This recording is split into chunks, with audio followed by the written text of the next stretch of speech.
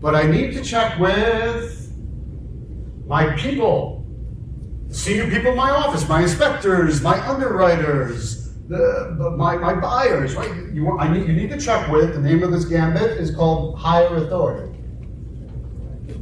You need to check with your higher authority. You gotta check with somebody else. I'm checking with somebody else. Notice what was the same there. I need to check with my buyers, my inspectors, the people in my office, my team. What's the same about all those words? Plural, thank you.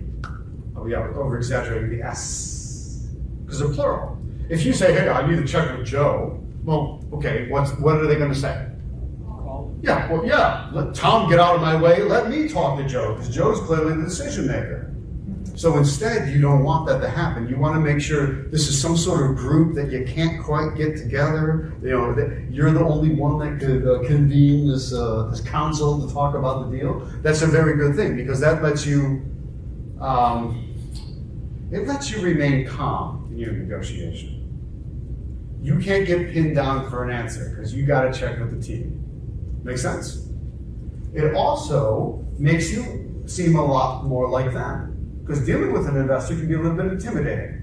All these things they hear about these big bad investors on TV, it's a little intimidating. But wait a minute, what if they're just like you now, right? You're just like them. What do most people do for a living?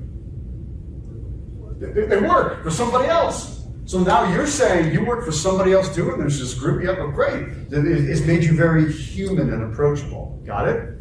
Higher authority, very important in your negotiation.